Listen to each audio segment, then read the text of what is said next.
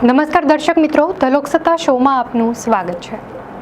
ગુજરાત કોંગ્રેસની તાજી રાજકીય હરકતોમાં એક રસપ્રદ અને મહત્વપૂર્ણ પગલું જોવા મળી રહ્યું છે। સામાન્ય રીતે રાજકીય પક્ષોમાં કાર્યકર્તાઓ કે નેતાઓની કામગીરીનું મૂલ્યાંકન જાહેરમાં નથી થતું, પરંતુ આ વખતે કોંગ્રેસના હાઈકમાન્ડે નવો પ્રયોગ હાથ ધર્યો છે।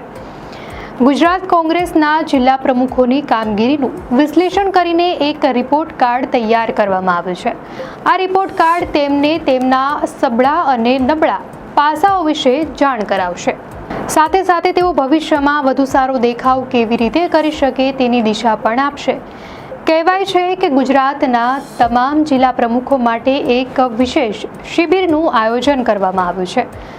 આ શિબિરના અંતિમ દિવસે કોંગ્રેસના નેતા રાહુલ ગાંધીની હાજરીમાં દરેક પ્રમુખને તેમનું રિપોર્ટ કાર્ડ સોંપવામાં આવશે। દર્શક મિત્રો, ખાસ વાત એ છે કે આ રિપોર્ટ કાર્ડ બંધ કવરમાં આપવામાં આવશે, જેથી દરેક પ્રમુખ પોતે પોતાની કામગીરીની તુલના કરી શકે અને પોતાના સુધારાના માર્ગ વિશે વિચાર કરી શકે। કોંગ્રેસ હાઈકમાન્ડનું માનવું છે કે આ પ્રયોગથી પાર્ટીમાં જવાબદારીની ભાવના મજબૂત થશે અને સ્થાનિક સ્તરે પણ કાર્યક્ષમતા વધશે। રિપોર્ટ કાર્ડમાં માત્ર આલોચના જ નહીં, પરંતુ માર્ગદર્શનનો પણ સમાવેશ કરવામાં આવ્યો છે।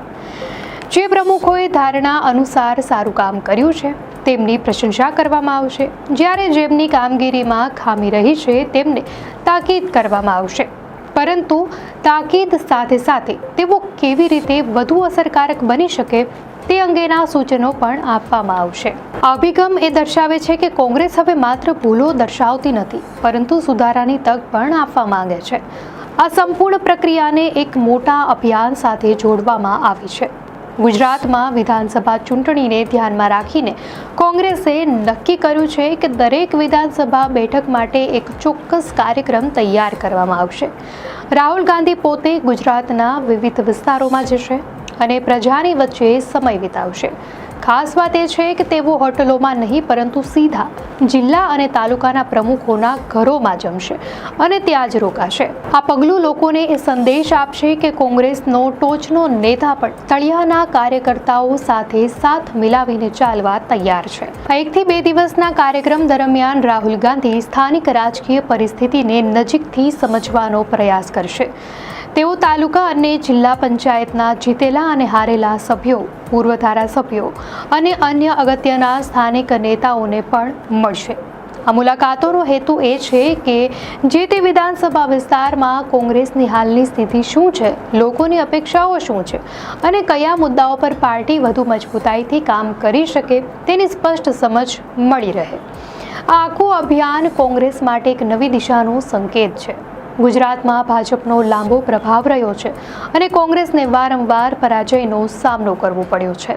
આવા સમયમાં પાર્ટીનું કેન્દ્રીય નેતૃત્વ જમીન સ્તરે ઉતરીને કાર્યકર્તાઓને પ્રોત્સાહન આપશે અને તેમની કામગીરીનું મૂલ્યાંકન કરશે, તો તે સ્થાનિક સંગઠનમાં નવી ઉર્જા ફૂંકી શકે છે।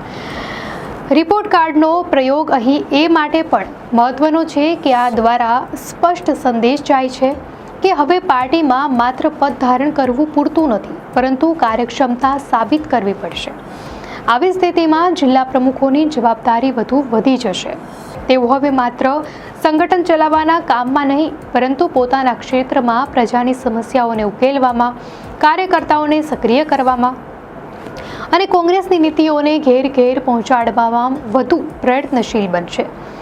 રિપોર્ટ કાર્ડ તેમને સતત યાદ અપાવશે કે તેઓ હાઈકમાન્ડની નજરમાં છે અને તેમનું મૂલ્યાંકન થતું રહેશે।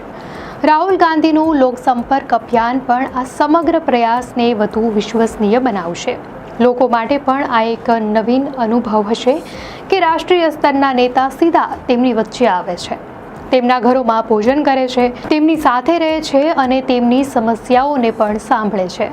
આવા અભિગમથી એક પ્રકારનો વિશ્વાસ ઊભો થઈ શકે છે કે કોંગ્રેસ હવે તળિયાના સ્તરે જોડાવાની તજવીજમાં છે। આ સમગ્ર પ્રયોગને જોતા એવું કહી શકાય કે કોંગ્રેસ હવે ગુજરાતમાં માત્ર ચૂંટણી લડવા માટે નહીં, પરંતુ સંગઠનને નવી રીતે ગોઠવવા માટે આગળ વધી રહી છે।